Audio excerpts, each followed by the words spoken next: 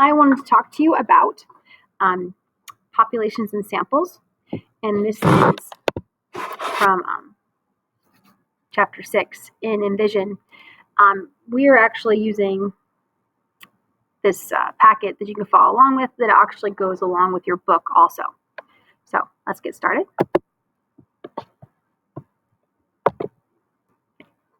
Okay, so we're going to focus on the concept of populations and samples, and we're going to be defining those two words to start. And so we're going to use this example to help us. So this is the middle of the first page. It says there are 2,468 registered voters in Morgantown, and they are voting whether or not to build a new stadium. Morgan and her friends really want the town to vote in favor of the new stadium. They want the new stadium, please. So how can they determine how the voters will vote ahead of time? Because they want to know ahead of time like what they're in for.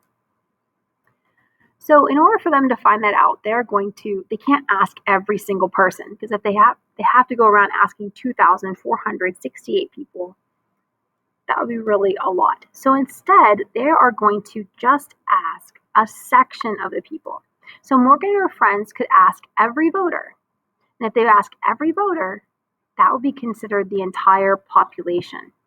So that's the word population. Population is like everybody in that town.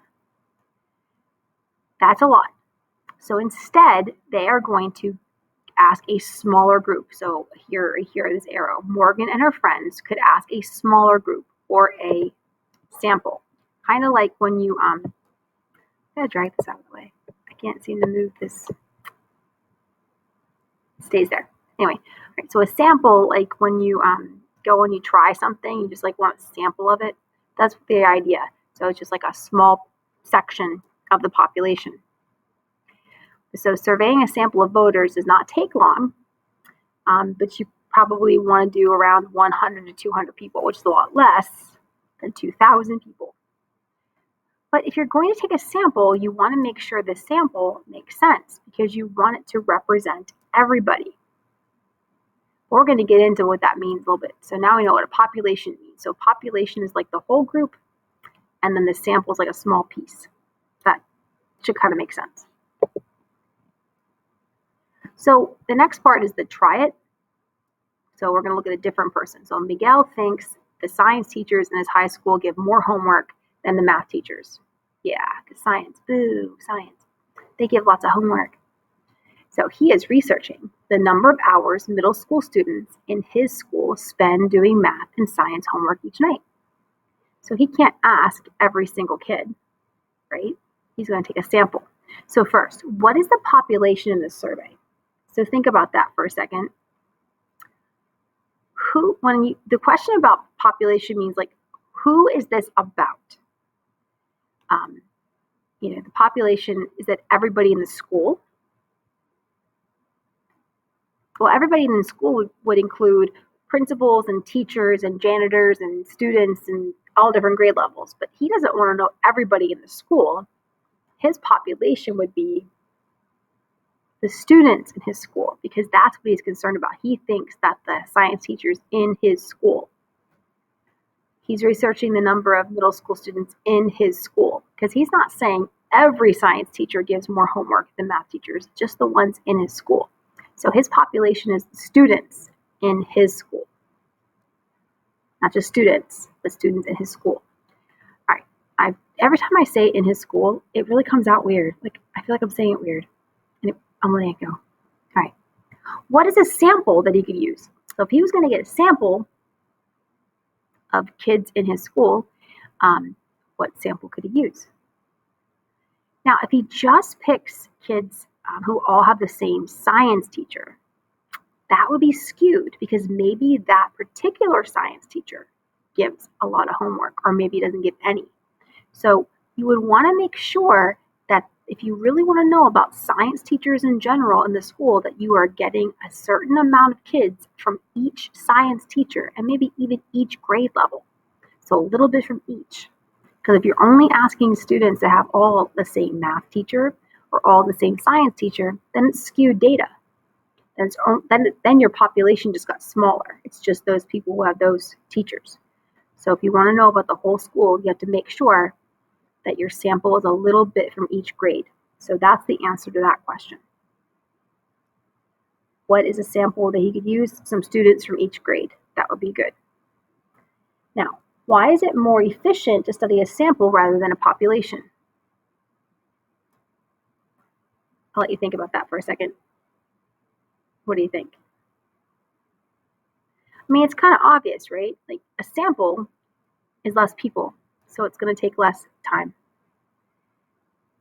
That's it, really. It just takes less time and less effort to be able to collect data. And if you are actually collecting data, if you're collecting these numbers of hours and you're comparing them, maybe you're finding the average, maybe you're making a graph, because we're going to be doing all those things with our data. We'll be like graphing it and finding the measure the center with it. The more numbers you have, the more time that takes and the more effort. So using a small sample that's representative is easier than using the whole population. So too much time and could even cost you money. I don't know, maybe because you're printing out surveys or something. So there you go. There's the try it. I know that the answers didn't come written down, but just kind of go over the video and write down what makes sense. Yay. There's, statistics is different than anything we've done so far because it's not so much like here's the answer, X equals 6. You actually, a lot of words and a lot of interpretation, a little more open-ended. Yay, statistics. All right, let's do some fill in the blank. So Morgan decides, so we're going back to Morgan and her stadium that she wants. Yay, stadium. She decides that she's going to survey a sample of the town voters because she has to be careful. Like she can't just find a sample of people in the town. She can't just ask people like other students like her. Like she needs to make sure she's asking people who are voting because that's who's going to make the decision. So in order to do that, she wants to find a representative sample. Representative means that the sample represents or matches the population accurately. So it accurately reflects who you are actually concerned about. It has the characteristics of the entire population. So a representative sample, and sometimes it's easier to know what it's not. So if she wants to know what the voters are going to do, then she shouldn't go around and ask everybody in second grade because that's not going to help because they're not voting. So she wants to make sure she's asking people who are voting. To make sure something's a representative sample, you also want to make sure it's random. So a random sample is the way to get your representative sample. A random sample means that each member of the population has an equal chance of being included in this sample. A random sample tends to be a representative sample. So once you kind of take the population and you randomly select people out of that population, more often than not, you're going to get a random sample which is representative.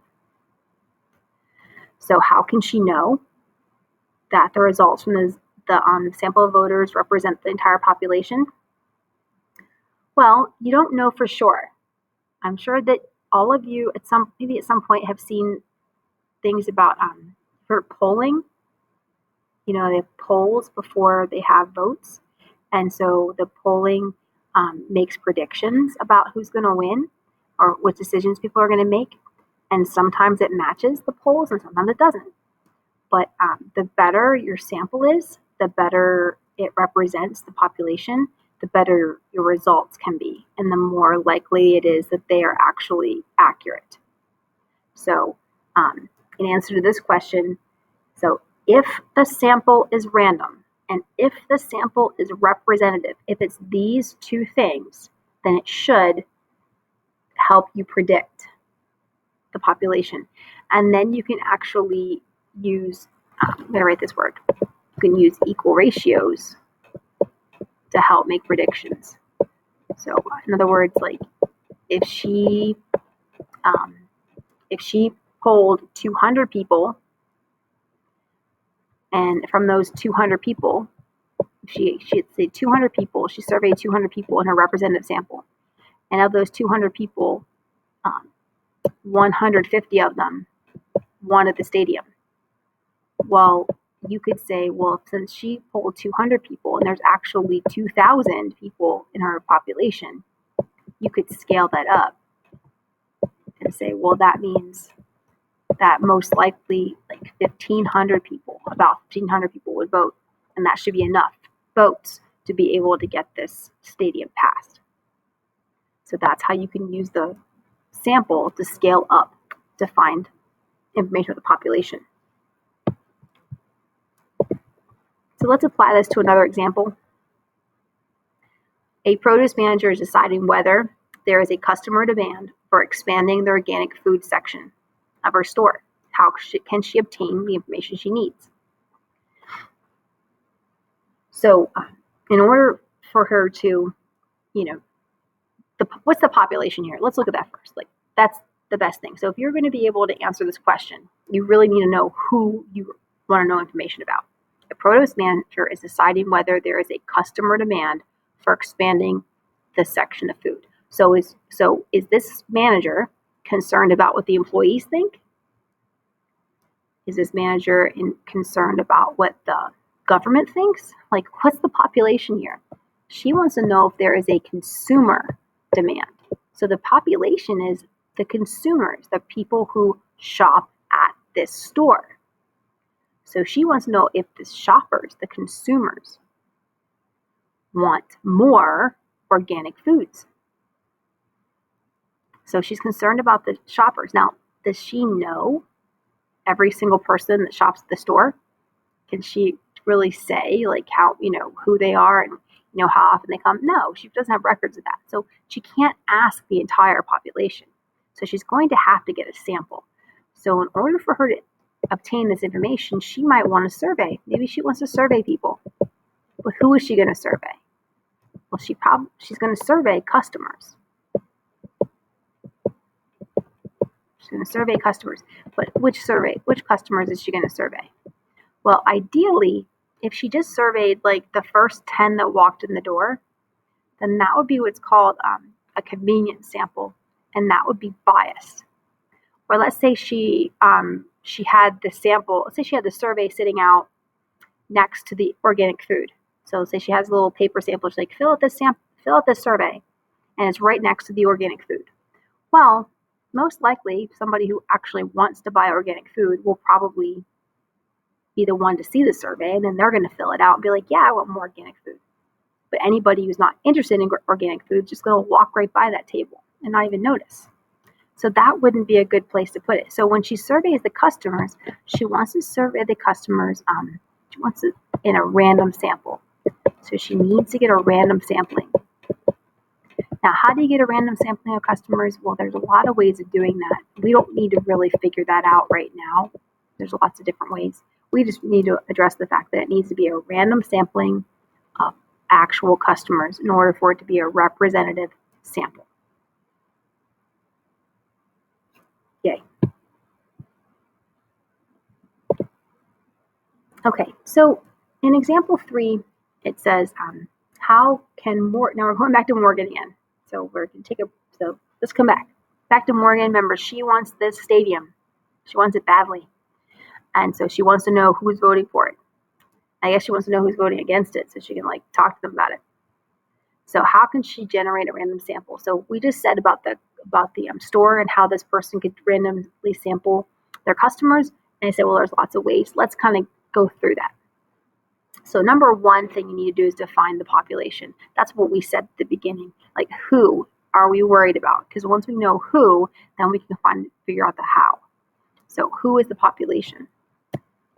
And in Morgan's particular situation, the population would be the registered voters.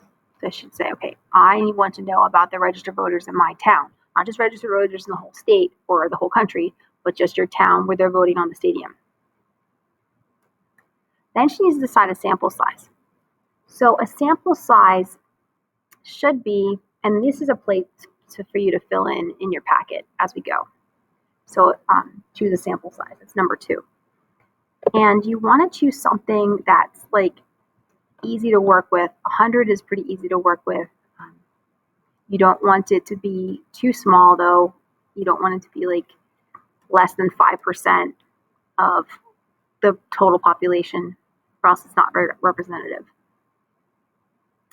From there, here's some ideas for how she could do a random sample. What she could do is she could get a list of all the members, all the registered voters. She could get a list of registered voters. Then from there, she could assign the number to each one and then use a random number generator to randomly select those numbers. So let's say I have 2,428 people, I think. So the first person is number 1 down to 2,428. Then you can use a random number generator online and put, say, numbers 1 through there, and then say pick these numbers at random, and then have a random list of 100 people from there. And then she would have chosen them randomly. She's not just picking her neighbor. She's not just picking somebody who's really into sports. She's just picking them at random. So these are the 5 things listed on your worksheet on page 2. So if you want to pause the video now to get them written down, you can. So Morgan and Maddie have want to get a sample of the 7th graders in their school. And there's 138 7th graders. So what they do is they get a list of all 138 7th graders. They make this list, and they give each of them a number from 1 to 138. They put these 138 numbers in a hat, and they pull out 20 of these numbers, and they write them down. So that's what they did here. So this is Morgan's sample. And when she did that, she put them in this histogram. So the histogram here, I find this histogram confusing, but all this histogram is telling us is she had picked 2 numbers that were 20 or less. That would be 15 and 18. Those are the 2. So see how this histogram goes up to 3? That means there were 3 numbers between 21 and 40. See if we can find them on her list. Okay, 38, 28, 36. There's a 3. Good, right? So she picked 6 numbers between 80, 81, and 100. That's the most she picked. So the most of them were somewhere between 81 and 100. And you could find them on here.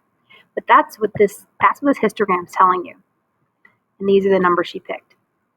Maddie did the same thing, and then she made this histogram. What they're showing you is the numbers, when they did this random sample, when they pulled out these 20 numbers, both of them pulled out number 38, and both of them pulled out number 106. But those are the only 2 numbers that are the same. So there are 20 members in this sample, in each sample. There are 20 numbers in each sample. That's blank, 20. The only numbers that are common in both are the numbers 38 and 106. All the other numbers are different. The numbers are spread differently in each sample. Notice how the numbers in Morgan's sample, it's kind of like slowly inclining there, and then drops off, and then all of a sudden there's a whole bunch between 81 and 100.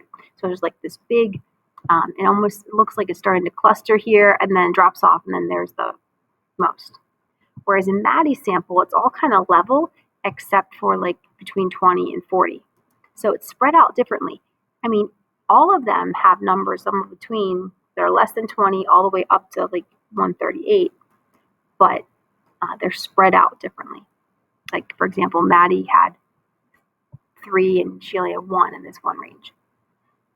That's all we want you to notice there. So what does this tell you?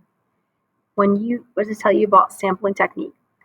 The sampling method produces random samples.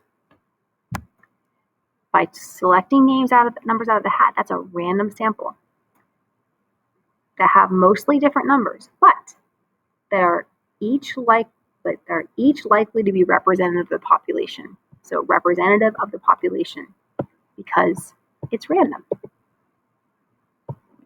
Here's the answers then for that blank. Sampling method produces random samples that have mostly different members, but each are likely to be representative.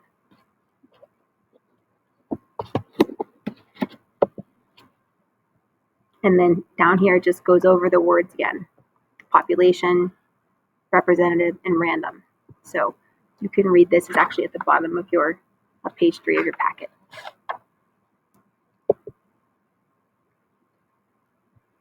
So there we go. That's an introduction to the idea of population, random sample. It's not like what we normally would do in math, where there'd be like exact answers all the time. It's kind of open-ended, but there's a lot of times when you're looking at like what's a random sample or what's representative, it's a lot easier to say what it's not than what it is. So if that helps you, just think of it that way. All right, thanks.